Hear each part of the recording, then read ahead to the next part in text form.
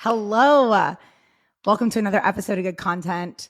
I'm going to keep this one short and sweet today. I'm fresh off a plane basically from the Eras tour in Miami. We were there for night 2 of Taylor Swift.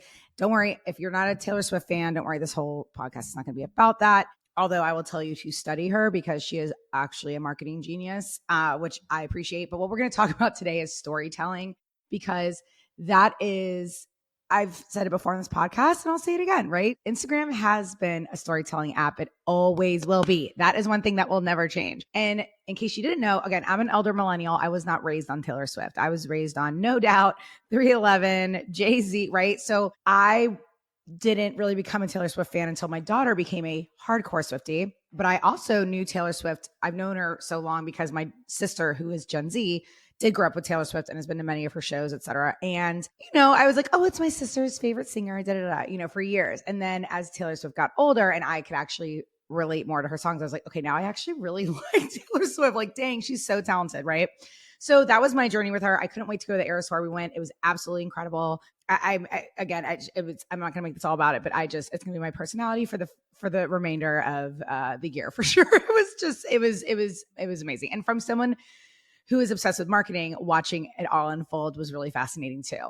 This is the only thing I really wanted to focus on is because I know this from my sister. When Taylor Swift first started out, social media was how she connected with her fans, and she took them through everything. And it's what I say all the time on this podcast.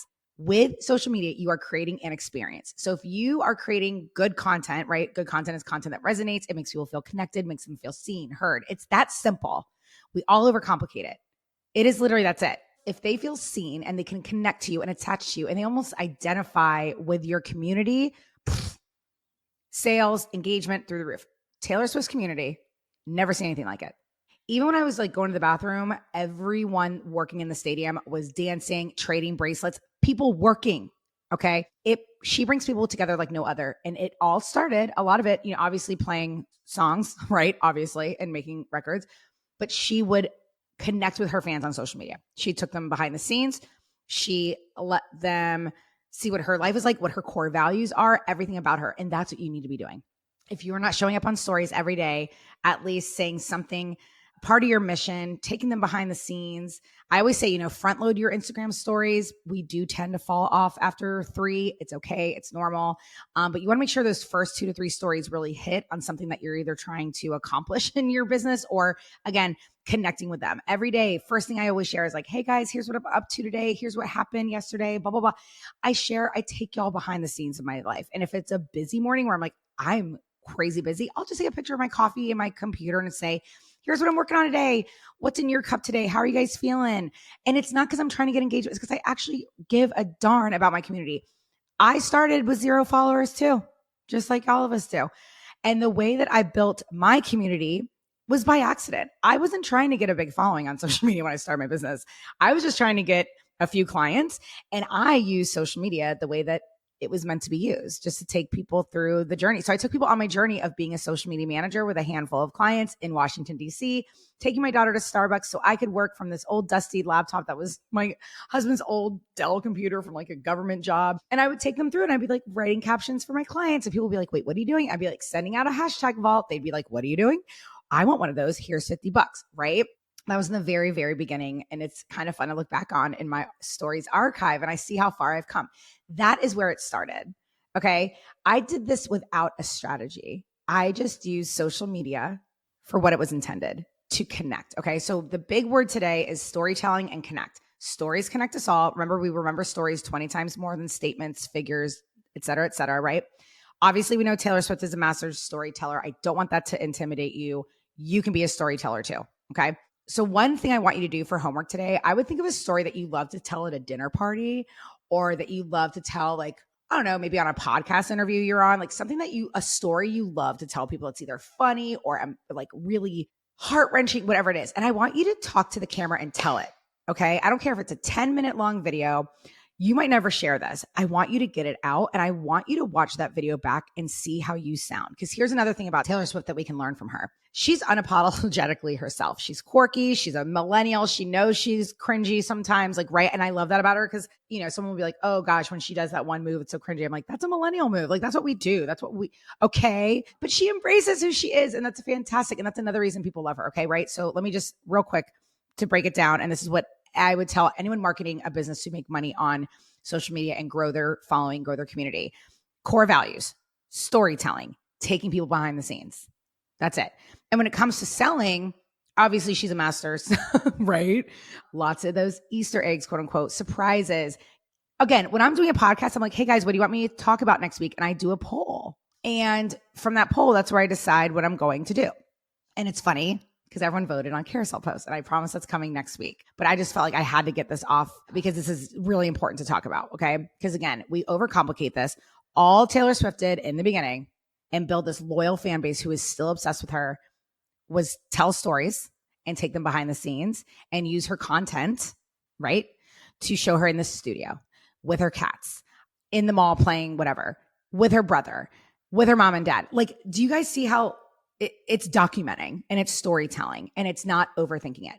So another thing she said that I thought was so fascinating while she spoke about her albums, Folklore and Evermore, right before it, she said, during the pandemic, I wrote these albums, like started them like 2 days into the pandemic. And she said, during that time, I was terrified I wouldn't see you all again. And right before that, she, had the crowd go, hey, who's seen me before in concert? And half the stadium was like, yay. She's like, who's first time? And the other half, we were all like, yay, that was me, right? She was like, wow. She goes, what's crazy? She was like, whether you've been here, you've seen me a dozen times or it's your first time, like, I feel like you guys have all been here all along. Everything she said, guys, you felt like you were part of her world. I was like, oh, Taylor and I are besties. Okay, she's never met me, but like she knows me. She makes her community feel seen, like her fans, her people feel seen like nothing I've ever seen in my freaking life. And again, I truly believe it all started in the roots of her very early days in social media, being humble and playing in front of a fan base of 5 people at a mall, right? Like, you guys have got to stop overcomplicating this, okay? So I want you to think about that for a second. Number 1, bring your community along with you. Use stories to do that. When I talk about happenings, my content category happenings, which I would encourage you to try to do at least once a week, is sharing just something interesting or cool that's happened in your business, whether it's an event you just did, a cool order you sent out, right? Package this order with me, package this $100 order with me, sending off to a family in Little Rock, Arkansas. Take us on the journey, okay? So bring your community together, document your days, what you're doing. And then again, when it comes to your content, focus on that herd, happenings, humor, helpful. And all of those you can build stories into. So remember when I said do that exercise of sharing a story? What I want you to do now, after you record that story, take a day or so if you need to, think about how it applies to your business and how you can segue it. This is something I'm obsessed with doing with my clients, okay? For instance, my husband years ago passed out at the finish line, before the finish line at a 10 miler, okay? It's all because he took off and tried to run with my stepdad, who is like a professional runner, and he exhausted himself. I love telling that story because it was obviously scary, but it's one of our favorite stories and it's one of Ryan's favorite stories. It's hilarious. Okay. Let's be real. It's hilarious. He was okay. I used that story a few years ago to tell the story of how business owners feel trying to keep up with full-time content creators. It is not a sprint. You need to slow down. So when it comes to storytelling, I think people find it intimidating. That was storytelling. I was like, oh my gosh, that's one time my husband da. What can you learn from that as a business owner? And then you segue it into, and I want you to talk to the camera this week. I know carousel posts, everyone's talking about them. What we're going to do next week, I'm going to help you turn that into a carousel. And we're going to start there with next week's podcast. Okay. So this week, I want you to get it out on camera, tell a story, embrace your inner Taylor Swift, your inner Jay-Z, whatever it is. Every artist tells stories. But again, what you need to know is take people behind the scenes in stories, share what's going on, document. It is how you build a community. And again, this should come natural to you once you get going on it. People are so interested in just the most random stuff you're doing and how you've gotten here. And and just make your people feel part of it, right? So again, what Taylor does so well is, she said, it feels like we've all been there all along. It was not about her once during the show. It was all about her fans and her people. So in stories, what can you do? Use polls to ask what they want to learn about. Ask them how just their day's going. You guys, social media obviously has become this huge deal, right? We didn't overcomplicate it 10 years ago. We started out, actually, we probably started overcomplicating it then. I want you to think about everything I just said and use today to document your days and stories, connect with your people, and think of a story you can tell to the camera, record it, sit on it for a while if you need to, figure out a way to segue it, re-record it with that same energy. I want you to bring the same energy. Be you, 1,000% you. Do not be anyone else. And use that story to serve people and to help people and connect with people. Just being at the Eras tour. I mean, I've never had more story views, more DMs. I ran to Savannah Guthrie at the airport yesterday, freaked out, fangirled so hard. Everyone was freaking out. I take people behind the scenes. I'm not just a social media marketer. Okay, cool. I know a lot about marketing and I can help people go viral and build their businesses, blah, blah, blah. Awesome. I care that my people know me and they know who I am and they know what I love and what my core values are. So again, use your content and your stories this week. Until next week, we talk again. Get to know your people, build that community, make them feel seen. And from that, you need to do some market research and understand what's going to make them feel seen. But you're already doing that if you've been listening to this podcast. Anyway, this was just a kind of a rant. I'm not going to go much further than this. I want to keep it short and sweet. But the next time you're overcomplicating it and being like, what do I post? What do I say? Will anyone care? Think about little Taylor Swift, little Sabrina Carpenter, I'm trying to think of other like artists that were around in the early days of social media who use social media to get where they are today. Like, I think we've forgotten that. We all start at 0 followers. That's it. We all start at 0 and we work our way up. And the ones that are killing it are the ones inviting people into their world and creating really good content.